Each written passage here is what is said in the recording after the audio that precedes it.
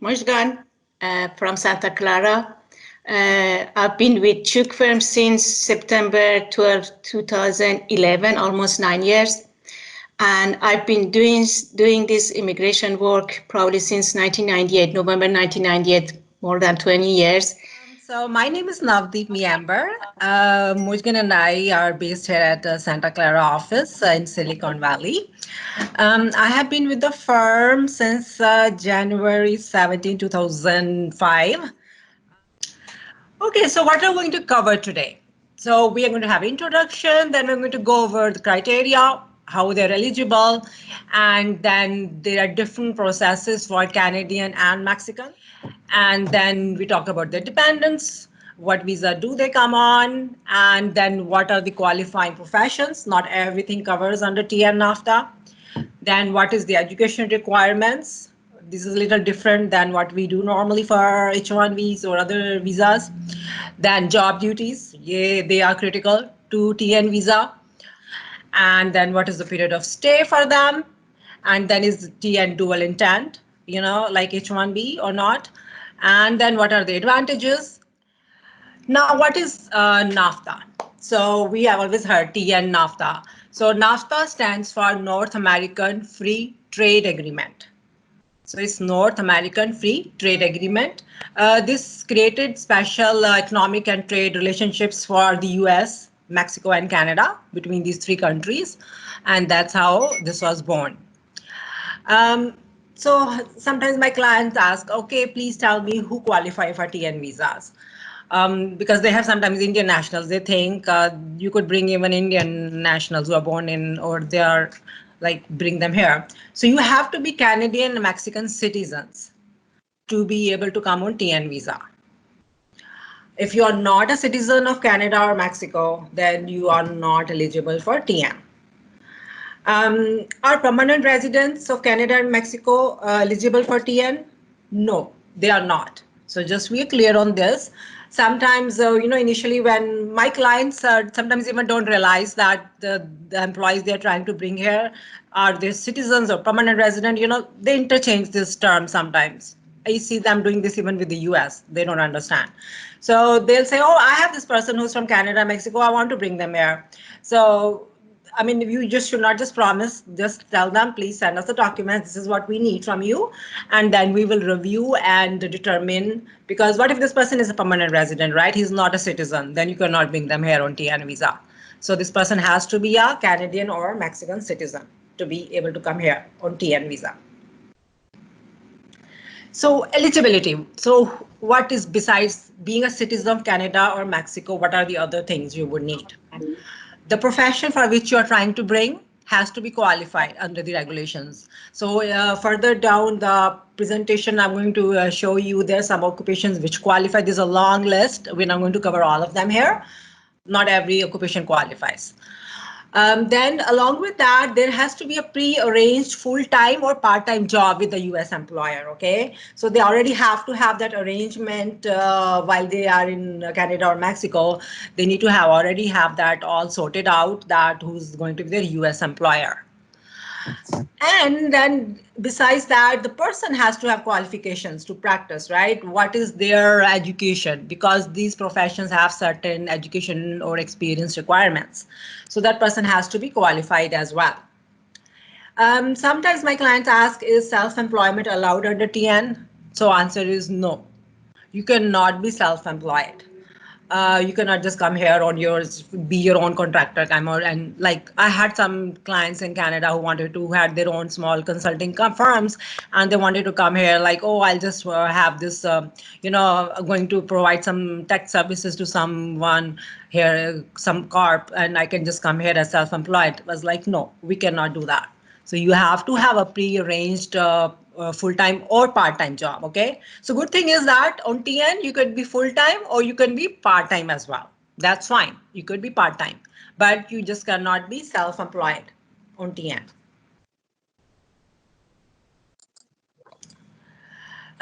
So what is the process for Canadian citizens? So there is the difference between Canadian and Mexican citizens. So are Canadian citizens required to apply for a TN visa at a US consulate? Not really. So they can directly seek admission to the US by presenting required documents to a CBP officer at certain CBP designated US ports of entry or designated pre-clearance pre-flight inspection station. So they don't have to really go make an appointment to get a visa. They can just have the documents ready. How we do this is we prepare a packet for them and we give them to give at the port of entry. And if your employee does not want to come to the port of entry, that what is the other alternative, right? Then you can file it with the USCIS. Okay, so now let's go to what is the process for Mexican citizens. How is it different than Canadian citizens? So can Mexican citizens apply directly at the port of entry like Canadian TN? No. So the answer is no. They cannot just go to the port of entry. Mexican citizens are required to obtain a TN visa. They need to make an appointment at the Mexican US Embassy or consulate in Mexico, and they need to provide supporting documents to them. But you do need to go make an appointment and just cannot walk in through the Mexican port of entry. You will need to get a visa stamping.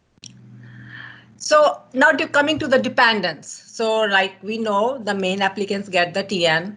Well, now how does the family come? What visa do they come on? So spouses and children under the age of 21 are eligible for TD, non-immigrant status. So their visa is called TD visa. That's what they get if they are spouse or children under the age of 21. And some good things to know about spouses and children is that they are not permitted to work while in the US, but they are okay to study. So they can study here. They don't need any special visa for that. They're okay to study on TD visa, but they cannot work. Other one thing, while I was researching for this, I came across and I thought I would just put it here. So there is some situation where the Canadian would need a visa is when a Canadian who resides in a third country, okay? They're not residing in Canada, they're residing in a third country with a non-Canadian spouse or child. So their spouse or child, they are non-Canadian, and then they need to bring their family members. So that time their family members need the visa and they will have to go along with them and get visa when you are in a third country, okay? So when you're not coming through Canada, then that's the time they will need you to come to the consulate and get a visa because your family is non-Canadian as well. Okay, moving on to the next. Now, since professions, what are the professions which are covered? There are 60 professions which qualify for a TN visa. So your profession has to be covered under one of these. If you are a profession which is not listed in this list, you're not going to get TN visa. Very clear. So I just put some sample professions. Accountant. So you will see that I have listed what are the degrees or what is needed for that. And you have to have one of those requirements. If you do not have any of these, you will not qualify. You will get stuck with your qualifications. So let's give you an example with computer systems analyst, right? Here it says baccalaureate degree or licenciatura degree. This is a Mexican bachelor degree kind of. Baccalaureate would be the Canadian bachelor. Or if you even can have a post-secondary diploma or secondary certificate and 3 years experience. So if you do not have a degree, but you have this post-secondary diploma, but then you need to show that you have 3 years experience. With TN, you could do without a baccalaureate degree, right? If you have a post-secondary diploma and 3 years experience, you could show that you qualify. So for accountant also it says you need this baccalaureate and the CPAs, all these.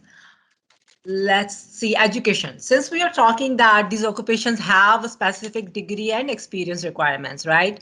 So we already saw that. So if you have a US degree equivalency, so it should not be like, if you have a degree from Canada, that's fine. You don't need to go get equivalency done. That degree can be 3 or 4 years, you're good. So if they have a degree which is 3 year or 4 year, which is from Canada, it will be acceptable for TN. But It's similar with Mexico. If they have a degree from Mexico, it is acceptable. Okay, they don't need education equivalency done. But degrees which are received from an education institution which is not located within Canada, Mexico, or the US must be accompanied by an evaluation by reliable credential evaluation service. Okay, next coming to job duties. Since we were talking that there are certain 60 professions which qualify, right? So how critical are the job duties for TN? They are very. So job duties for TN are very important because they are central to the application. So when you go to the port of entry, the officer will carefully analyze the duties of the position to determine if it qualifies as the profession listed in NAFTA. And so let's giving an example. If applying for a computer systems analyst, but will actually spend majority of the duties doing programming kind of, right? Then you may not be able to qualify under computer system analyst under the TN. They're going to look at the duties. Those have to be more of computer system analyst kind of duties. Okay, moving on to the period of stay. How long you can be on TN? So normally you can be on for 3 years. I know initially it used to be 1 year, but then they made it 3 years. Your client can come here for 3 years, but be prepared, management consultant may be just given visa for 1 year. Entry for 1 year. So once you reach the 3 years time period, you can either your employer can file for extension here in the US, filing with the form I-129 with USCIS, or they can alternatively depart from the US before their I-94 expires and apply at the CBP designated US port of entry. So they can come again to port of entry, get a fresh entry for 3 years. There is no limit on TN. You can get it extended. It's not like H-1B, you are 6 years. There's no such limit for TNs. So that's one good thing about TN visa. Okay, so now coming to, I know sometimes my clients who are on TN and they do ultimately want to file a green card. So is H1, like H-1B visas are, dual intent, we know that, but TN are not. So just we know that since you do want to do a green card, be prepared that TN visa is not a dual intent visa. You cannot have intent to do immigrant, be a green card holder in the end. This is a non-immigrant intent. So CBP guidance provides that one must have non-immigrant intent at the time of applying for a TN admission into the US, but does allow you to have a future intent to immigrate without abandoning your TN non-immigrant status, so long as you have non-immigrant intent when you were admitted. So if your client does get stuck there, he should argue that when he is coming, he still has a non-immigrant intent. So coming to advantages, so we do different visas. So what are some advantages we know? Let's compare with H-1Bs. So there's no annual cap on how many TN visa can be issued. Like H-1B, we have H-1B cap, right? But with TN, they can come any time of the year. There's no limitation, no numerical limitation on TN visas. There's no LCA requirement. There's no prevailing wage. That's a big, they don't have to worry that they have to pay the minimum prevailing wage for this place. So that is very, as long as the wage is reasonable, they should be good. And the employer does not have to post LCA, go through all the requirements of LCA attestations. So that's really helps. And there's no recruitment requirements, right? That first they have to try to hire someone in the US, so they don't have to worry about that. And then most importantly, that TN can be indefinitely extended in 3-year increments. There is no 6-year limitation, or you have to worry about green card file in 7th year. There's nothing like that, like we have with the H-1Bs. So they can continue to extend it. If they really don't plan to come here longer, they just keep extending as long as they need it here.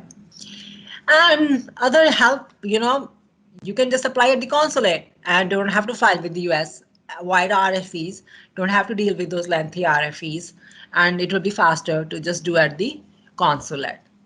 These are some of the advantages of TN visa over the other. Okay, I think with this, we are towards the end. Okay, with that, I think we will end our call. Please stay safe and healthy. So let's please take care of yourself and your family. Till then, please take care. Thank you, everyone.